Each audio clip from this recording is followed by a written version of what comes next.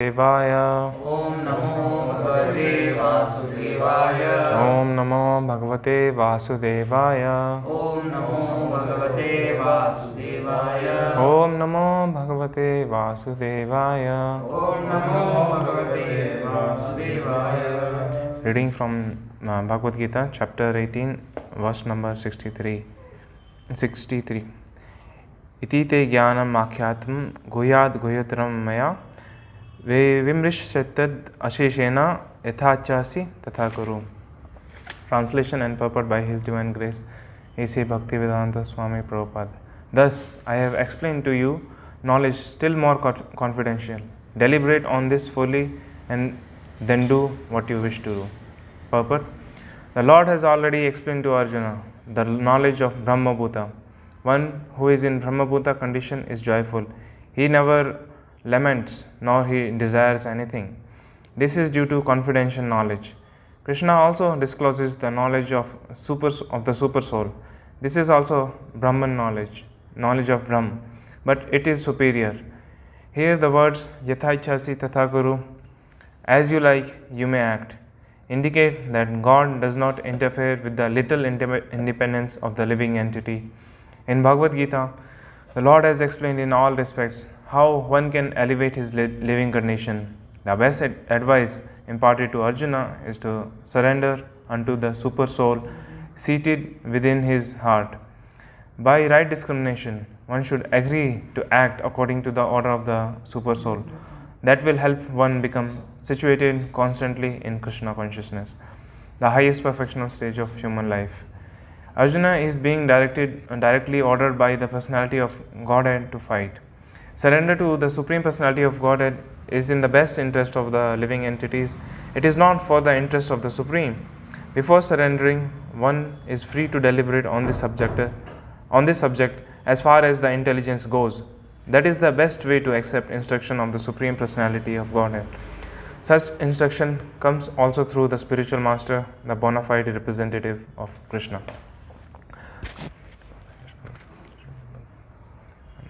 Namo Vishnupadaya Krishna Prishthaya Bhutale Srimate Bhaktivedanta Swami Niti Namane Namaste Saraswate Deve Gauravani Pacharine Nirvishesha Shunyavadi Pashatute Shatade. Hare Krishna. So in this verse we see Krishna is giving the knowledge that the conditioned soul is free to act. It has got its own free will.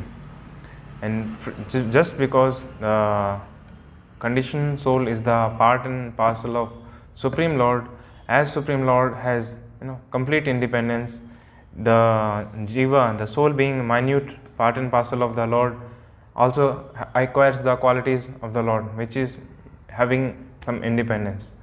So even though this is the last chapter of Bhagavad Gita, and Krishna has so far covered a lot of subject, told Arjuna to surrender to him, but we see still Krishna is telling, as I have told you the knowledge, you think about it and then you may do as you like. So Krishna is not forcing.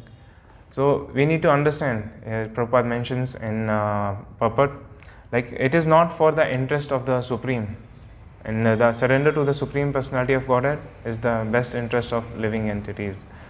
So as we understand the situation of us, the conditioned soul in this material world, it is just because of misuse of this free will. In spiritual world, there is free will there, but we don't misuse it. That's why soul can be categorized as conditioned or liberated. Because a liberated soul, he is always acting for the pleasure of Krishna. But conditioned soul, they act for the pleasure of themselves, which binds us into the material world. Because acting for the pleasure of oneself, it degrades oneself because of uncontrollable desire, which turns into anger if not satiated. So that's why the conditioned soul is bound to this world because of the free will only. And in third chapter, third canto of Bhagavatam, Srila Prabhupada mentions in 26th chapter that verse number 24, in Purport it mentions like in the beginning, from clear consciousness or the pure state of Krishna consciousness, the first contamination sprang up. This is called false ego or identification of the body as self. And the living entity exists in the natural state of Krishna consciousness, but he has marginal independence, and this allows him to forget Krishna. So because of this, because that we forget Krishna, that we forget to serve him, we are bound in this world. And it is mentioned in the Upanishad. Further, Srila Prabhupada goes in the Upanishad like how the path of spiritual realization is very, one has to be very attentive. It's like walking on a razor's edge. If we understand, like while shaving, earlier there used to be this single blade. People used to shave with that, and if one is little inattentive, one may cut his cheek. So being in spiritual path, practicing spirituality, so our position is also like that. A little inattentiveness, a little lax in dealing in little lax in dealing with the circumstances may result in numerous spiritual problems. So Prabhupada mentions like not only one must come to pure Krishna consciousness, but one must also be very careful like how we are dealing with others and what actually is required to do, why we are here. If we forget this point, like why we are here, what we are meant to do in the association of devotees, those who are practicing, then it may become the cause of fall down, and we may not even know like where did the problem started. So that's why we should be very careful in the dealings, in the understanding the subject matter and the gravity of what we are doing here in association of the devotees. So one of the main reason could be of not understanding these things is not getting the philosophy, not reading books properly. Just like even Krishna, after speaking Bhagavad Gita, he asked Arjuna like, did you hear with attentive mind? In 18th chapter, Krishna in 72 verse, Krishna asked, O son of Pritha, O conqueror of wealth, have you heard this with an attentive mind, and are your ignorance and illusions dispelled now? So via the medium, we understand that via the medium of Arjuna, Lord Krishna is speaking with us. So this should be the Krishna, when he speaks, such an intention like wanting to know the mind of Arjuna. He want him to understand what he said, not just blindly follow or just do it just because Krishna is saying. He wants him to really understand this his words. So when we do that, then when we do understand about Krishna factually, whatever he is saying, then we become convinced, we become fixed in what we are doing. So if we don't know the philosophy, then it may result in different problems, such as we may lose touch with the realities of this world, what this world actually is. We may get influenced by different philosophies, and we may end up being a materialist if we are not if we are not reading enough with proper mood, with the proper attitude of trying to understand things. And we may even lose the higher goal, what actually is the goal of practice of all this practice, all these rules and regulations, which is to become a pure devotee of Krishna. If we observe Krishna in Bhagavad Gita numerous times in the verses, we can see like Krishna says, if you do this, you will get this. If you do this, it will become like this. Just like Krishna says in 4th chapter, Janma karam cha me divyam evam yaveti tastha taktva deham punas jamnati mameti sarjana. Krishna says, if you know my janma karma, you will become, you will come to me, you will become liberated. So it's one thing to know Krishna's janma and karma, but from Bhagavatam that we know, like that's so good. But not only the karma mentioned in Bhagavatam, but karma, how Krishna is acting in our lives, how Krishna acts. Because when the jiva is going to be liberated from this material world, he must know how Krishna is acting right now. So how would he know? Because Krishna was acting in his life. So one must know, like, constantly, what does Krishna wants me to do, what exactly he wants. So knowing that we can know always how to serve him, and this knowledge will liberate us. If we find in Nectar of Devotion, it mentions like those who are serving Krishna, they are liberated even in this material world. So, that's mentioned in Nectar of Devotion. But if we understand like Krishna's karma, how Krishna is acting in our life, and that will also liberate us, because we know what is Krishna's desire, what does Krishna want me to do. If we are always attentive to that, then we may know how to serve him better. And this attitude of serving him better, when it reaches its pinnacle, then if Krishna desires, he will call us back to his abode. So like this, if we understand these things, it becomes very clear. Similarly, in one place in 5th chapter, last verse, Krishna says, Bhoktaram yajna tapsam sarvalokamaheshwaram suhirdata sarvabhutanam gyatva mam shantim lachyati. So Krishna mentions like one who knows him to be the benefit of all the sacrifices and proprietor of all planets, and the sincere friend of all living beings, he attains peace. Gyatva mam, who knows Krishna like this, he achieves peace. Which means like that Krishna is the supreme controller. Krishna, he is the supreme proprietor. Krishna is the supreme friend. Who knows like this, he'll attain peace. Because then the practical application of this knowledge would be like whatever is happening in our life, it's under control of Krishna. And Krishna, he is sincere friend of everyone. So he is wanting us to teach something. He is wanting us to know something for our benefit. He wants us to make us learn.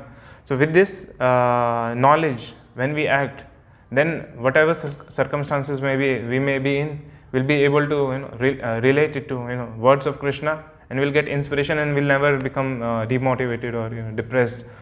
So with this understanding, when we are reading, then everything whatever we are doing, it elevates us. There is no guna acting in it, because we are always seeing things through shastric vision. It says like there is a saying like a cow sees through nose, but a brahmana, he sees through shastra. So when we see through shastra, like how exactly this world is acting, how Krishna is acting, how this situation Krishna is controlling this situation, then we make decision. Not making decision on the likings and dislikings which are influenced by modes of nature. And when we make such decision which is not influenced by our own liking and disliking, but it has basis in Shastra, so that type of activity, it doesn't bind us. Otherwise we get one more knot in material life. So like this, one more verse is like this, Brahma bhuta prasannatma na sochiti na kankshati sama sarveshu bhuteshu mad bhakti lapte param. So when one sees everyone's equally, when is not seeing like this person is my enemy, this problem is due to this person, or this maybe because of this, because of this I'm having issues, if he is removed, then everything will be okay. But Krishna says, when we see everyone equally, when you see everyone as servant of Krishna, sama sarveshu bhuteshu mad bhakti lapte param, then you'll actually get the real bhakti which is steady. Otherwise bhakti may go up or down. We may not even know like what's wrong with this, because we are not able to see these problems through the lens of Bhagavad Gita, where these problems will plague our spiritual life, and it may be very detrimental to the growth of our bhakti creeper. So like this, many verses are there, and if we know the philosophy, if we read properly, then whatever circumstances we may be in, we'll be able to overcome. This what I just said is substantiated by Krishna in Bhagavad Gita itself. Krishna says, Mat chitta sarva durgani mat prasada tarishyati Atha chetatvam ahankarana na shroshasi vinanshasi. Krishna says, if you become conscious of me, and you will pass over all the obstacles of conditioned life by my grace. If, however, you do not work in such consciousness, but act through false ego, not hearing me, you will be lost. So we have to actually come to this point of being trying to see problems through Shastra, through what Krishna is trying to teach us. If we don't do that, then there is no chance. Krishna says you will be lost. Na shroshasi. If you don't hear me, vinanshasi, you will be lost. Just like people, they are not hearing Krishna. Krishna is saying Bhagavad Gita, he says, te yatam vakshashami. I am speaking for your benefit. So everyone wants their benefit. Everyone is looking for their profit. Where can they get profit? But actually, if they follow Krishna, they'll get so much benefit.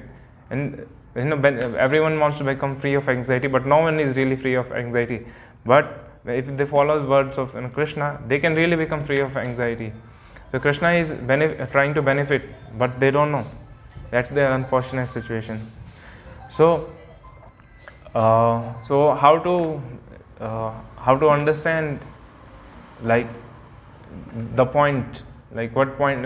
Because we may even read philosophy. People all over, many people, they read Bhagavad Gita, and among in association also we are reading.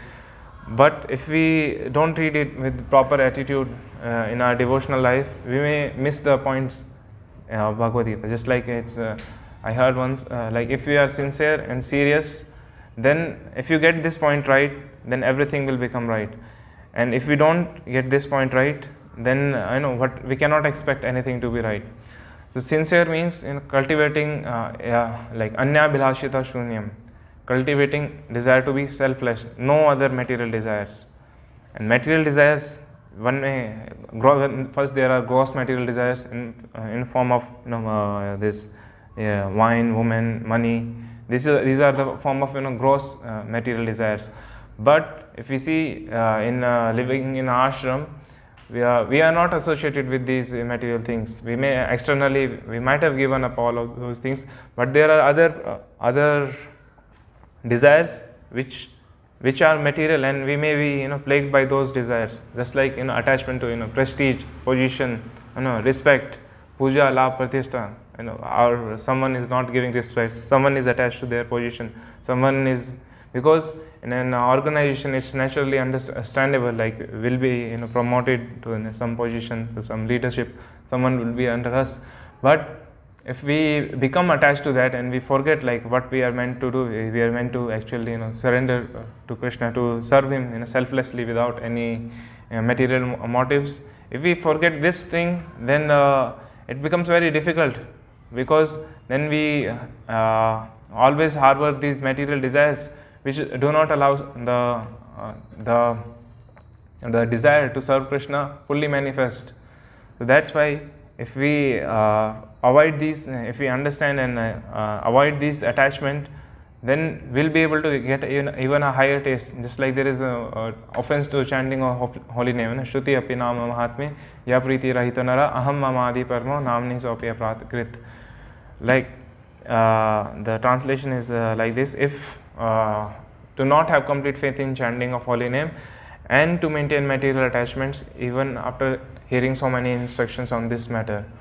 So ya priti rahita nara means we don't have a preeti, we don't have a taste for chanting, because we are attached to these things, we are attached to these material things, these puja, labh, pratishtha, respect, honor, pride, all of these things. This will destroy us. This, if we in the start, if we find the problem, it's very easy, but when it becomes too much, then it's hard to get rid of. So similarly, this means like this. Sincere means anyabhilashita shunyam, and serious means tivrena bhakti yogena. This appears in Bhagavatam, like akama sarva kama va moksha kama udarati tivrena bhakti yogena yajte purusham param. So this tells us to increase bhakti, do more for Krishna. Not like I'm doing some bhakti, Krishna may be happy with that sort of bhakti. It's not like I'm doing some material activity, but we are at some level practicing bhakti. It's not false, but Krishna says, to increase bhakti, tivrena bhakti yogena, tivra bhakti with intense, because it's bhakti, because I heard it's like bhakti is like business.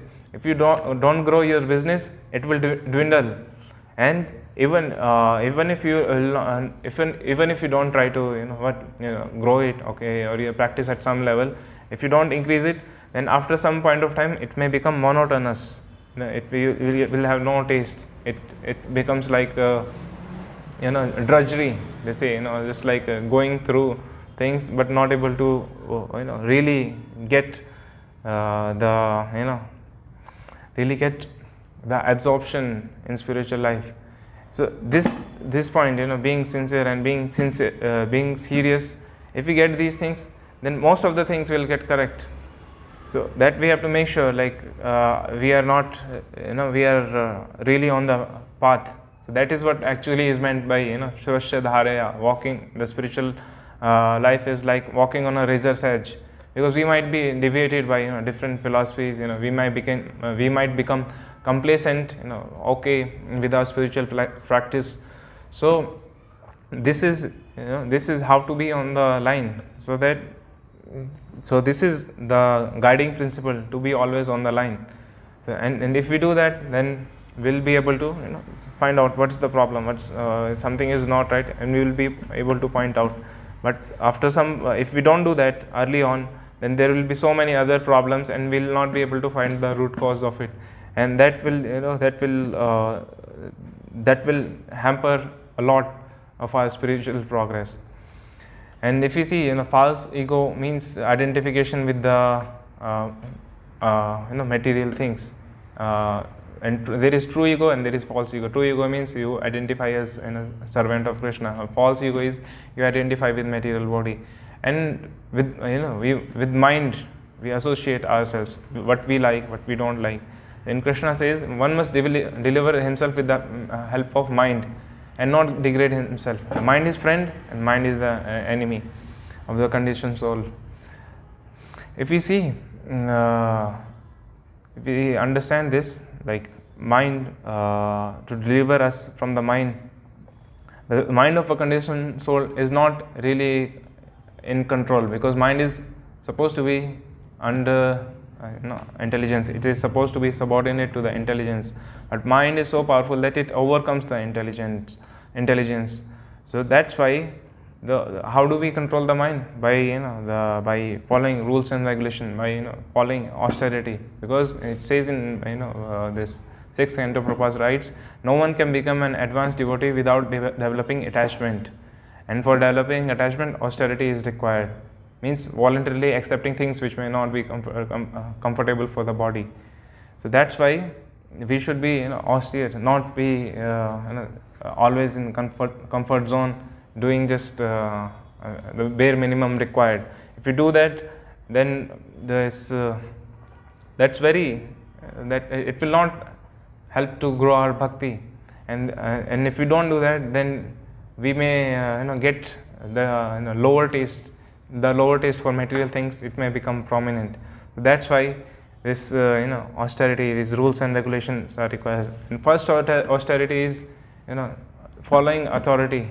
If we follow, because we really don't know what is right, what is not right. If we may read something, but we might not be able to extract out how to apply it in our life. We may hear something, but we may not know how to really apply this in our life. So that's why first austerity is following authority, and authority will always point out our anarthas, our attachments, our faults, and push us towards surrender.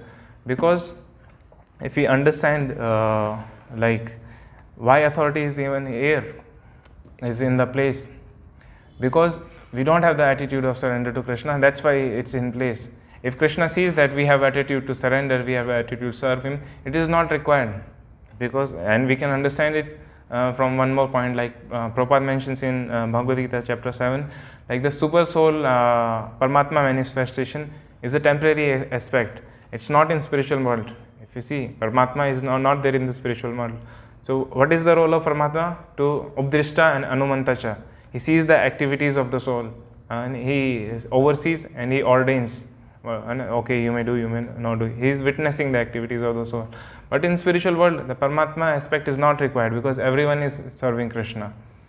And we may even understand like Paramatma is there in everyone's heart. Krishna says, Sarvasya chaham hridhi sannavishto matha smriti jnanam aponam cha videsha cha sarvaha me vedya vedanta krit cha vedvichaham. Krishna says, from me comes remembers. I am there in everyone's heart. Krishna is right here. And Prabhupada is saying, following the order of the super soul. So Krishna is here, but we are not able to hear him. Why? Because if we don't even hear the authorities, so how can we hear the Krishna what he is saying? So first austerity is following authority. And slowly, when Krishna sees, we are surrendered, we are trying to please him. And slowly, Krishna he will give independence. And in spiritual world, there is no authority pushing you to surrender, to do things for Krishna, because you are always doing. You out of spontaneous love, out of a natural love for Krishna, which is there in everyone heart, you are doing. So like this, when we understand, like why authority is there, why this Paramatma manifestation is not there in the heart, so we become fixed. We don't get disturbed in whatever circumstances they are, whatever circumstances we are put in. So like this, there is no authority pushing in spiritual world. You surrender to Krishna, you do this for Krishna. We are always doing, Krishna knows we are doing. That's why there is no requirement for Paramatma aspect in the spiritual world. So we should understand these things in association of devotees. We have such, it's such a great thing we are getting in this Kali Yuga. Hardly you look around, the people around you, outside world, like what are their desires, what are their ambitions. You see them, they are not really, first of all, no one is really interested. If someone is really interested, they want it very cheap. They don't want to work for it, some spiritual benefit. They just want the blessings, so that everything is done. They will pay money, they just want the blessings. So if we see the association we are getting here at ISKCON, like we are not really, you go in other spiritual circles, so much of devastation happens in lives of those who blindly follow some spiritual leaders. So much of problems, there is exploitation, because there is authority, and authority, it exploits them. So these problems, so much of problem is there in spiritual circles. But when we find this kind of association where everyone is completely selfless, no one is ill motivated, everyone is trying to push and surrender to Krishna. So this kind of association we should take advantage of. No money in this world you can buy this association, and it's available right near us. You don't have to travel to different half part of the world to go and search for this kind of community. And if we find this association, we should take advantage of it, and we should not just live here just to live. Just like Bhaktisiddhanta Saraswati Maharaj used to say, we should not make it a joint mess where people they just live to eat and live. So we should understand all of these things, and we should not fight over trifles. If something is not happening, we will just fight. Will not try to really understand the point of what we are doing here. So if we understand things in such a manner, like what we have got, what Krishna has given us, if we understand the value of it, we'll respect it, will not waste it. Every moment will cherish it. Every single, just like in exams, some deadline is passed, some age limit is passed, they become very morose. I cannot pass this exam, I cannot do this now. So similarly, this is the opportunity Krishna is giving us. We do not know, we don't deserve this opportunity, but Krishna somehow he has, out of mercy, he has given this opportunity. If we do not, utilize it properly, then it may be taken away, because what we don't really deserve it. What punya we did to be associated with these kind of people. We didn't do really anything. We can see from our lives what kind of lives we were leading early on. So we should be mindful about what we are getting and not try to waste it, not try to waste our time, and take advantage of this situation, take advantage of the facility. Krishna is ready to give everything, but point is, if we listen, and we may be here like practicing like I cannot find anything better, so that's why I'm here. Maybe I'll just continue this thing. But we have to understand, if we understand like this is the best thing in the world, to become a pure servant of Krishna without any tinge of selfishness. So with this attitude, if we practice and if we follow, then Krishna, he opens doors to realizations. Krishna, he gives bliss to his devotees, and when we experience that, it maintains us, because it nourishes us, and we grow in spiritual life. So I'll conclude my lecture at this point. Any questions? Hare Krishna. Srila Prabhupada ki jai.